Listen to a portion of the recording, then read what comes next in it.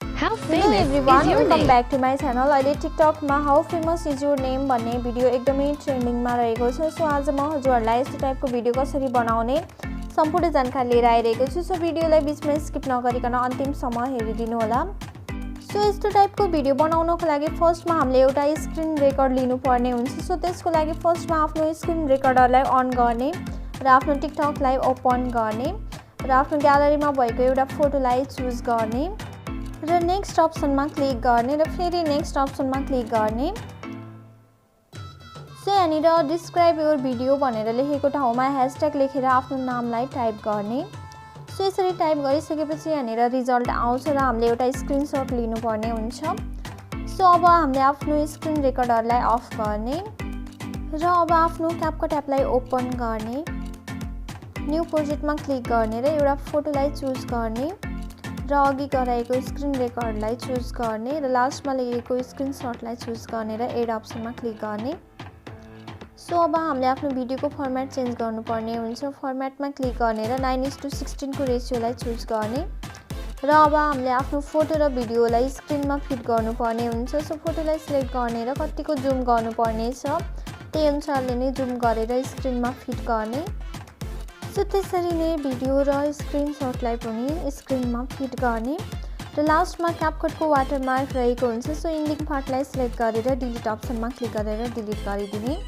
So अब हामीले आफ्नो फोटो र भिडियोको ड्युरेसनलाई मिलाउनु पर्ने हुन्छ। सो फोटोलाई सिलेक्ट गर्ने र फोटोको ड्युरेसन हामीले 3.6 सेकेन्डको राख्नुपर्ने हुन्छ र त्यस्तै गरेर अब भिडियोमा भएको नचाहिने पार्टलाई स्प्लिट गरेर ड्युरेसन मिलाउनु पर्ने हुन्छ र त्यस्तै गरेर भिडियोको लास्टमा रहेको नचाहिने पार्टलाई पनि हामीले स्प्लिट गरेर डिलिट गर्नुपर्ने हुन्छ। सो नाम टाइप गरेर रिजल्ट आइसकेपछिको पोइन्टलाई सिलेक्ट गर्ने र त्यहाँबाट स्प्लिट अप्सनमा क्लिक गर्ने र पछाडिको पार्टलाई सिलेक्ट गरेर डिलिट अप्सनमा क्लिक गरिदिने र अब हामीले आफ्नो भिडियोको ड्युरेसन मिलाउनु पर्ने हुन्छ। सो भिडियोलाई सिलेक्ट गर्ने, स्पिडमा क्लिक गर्ने, नर्मलमा क्लिक गर्ने र भिडियोको स्पिडलाई बढाउने र भिडियोको ड्युरेसन हामीले 4.3 सेकेन्डको राख्नुपर्ने हुन्छ। सो यसरी स्पिडलाई बढाउँदै हामीले आफ्नो भिडियोको ड्युरेसनलाई मिलाउने र अब हामीले लास्टमा रहेको फोटोको ड्युरेसन मिलाउनु पर्ने हुन्छ। सो लास्टमा रहेको फोटोको ड्युरेसन हामीले 2.5 सेकेन्डको राख्नुपर्ने हुन्छ र अब हामीले आफ्नो फोटोमा एनिमेसन लगाउनु पर्ने हुन्छ। सो फोटोलाई सिलेक्ट गर्ने, एनिमेसनमा क्लिक गर्ने, कम्बो अप्सनमा क्लिक गर्ने र फर्स्ट फोटोमा हामीले बाइसेक्ट टु एनिमेसनलाई चुज गर्नुपर्ने हुन्छ। सो एनिमेसनलाई चुज गर्ने र टिक अप्सनमा क्लिक गर्ने। सो त्यस्तै गरेर अब हामीले लास्टमा रहेको फोटोमा पनि एनिमेसन लाउनु पर्ने हुन्छ। सो फोटोलाई सिलेक्ट गर्ने, एनिमेसनमा क्लिक गर्ने, कम्बो अप्सनमा क्लिक गर्ने र लास्ट फोटोमा हामीले प्यान राइट एनिमेसनलाई चुज गर्नुपर्ने हुन्छ। सो एनिमेसनलाई चुज गर्ने र टिक अप्सनमा क्लिक गर्ने। अब हामीले आफ्नो भिडियोमा टेक्स्टलाई एड गर्नुपर्ने हुन्छ। सो टेक्स्टमा क्लिक गर्ने, एड टेक्स्टमा क्लिक गर्ने र अब हामीले यहाँनिर how famous is your name भनेर टाइप गर्नुपर्ने हुन्छ। सो त्यस्तै गरेर हजुरहरूले आफ्नो टेक्स्टमा स्टिकर पनि लगाउन सक्नुहुनेछ र यहाँनिर स्टाइल रहेको छ। सो आफूलाई मनपर्ने स्टाइललाई चुज गर्ने र अब हामीले आफ्नो टेक्स्टमा एनिमेसन लगाउनको लागि एनिमेसनमा क्लिक गर्ने र यहाँनिर थुप्रै एनिमेसनहरू रहेको छ। सो आफूलाई मनपर्ने जुनसुकै एनिमेसनलाई पनि चुज गर्न सक्नुहुनेछ। सो एनिमेसनलाई क्लिक गर्ने र त्यसलाई फुल गरेर टिक अप्सनमा क्लिक गरिदिने।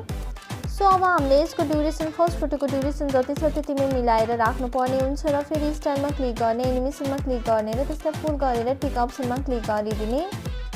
सो त्यस्तै गरेर अब हजुरहरूले यो टेक्स्टको साइजलाई घटाउन र बढाउन पनि सक्नुहुन्छ र यसलाई रोटेट गरेर कहाँनिर राख्ने हो त्यहाँनिर लगेर राख्न सक्नुहुनेछ र अब हामीले आफ्नो भिडियोमा साउन्डलाई एड गर्नुपर्ने हुन्छ।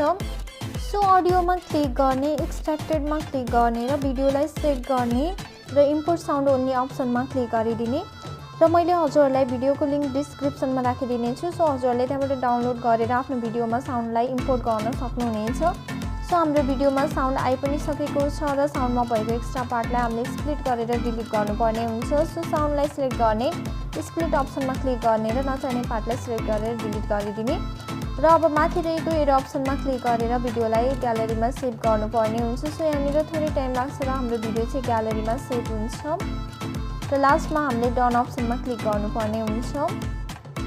सो आजको लागि यति नै। भिडियो कस्तो लाग्यो कमेन्ट बक्समा कमेन्ट गर्नुहोला र आगामी दिनमा यस्तै टाइपको भिडियो एडिटिङ हेर्न चाहनुहुन्छ र च्यानललाई सब्स्क्राइब गर्नुभएको छैन भने च्यानललाई सब्स्क्राइब गरी नजिकै रहेको बेल आइकनलाई पनि प्रेस गरिदिनु होला। Thank you so much for watching my videos. Bye bye, see you.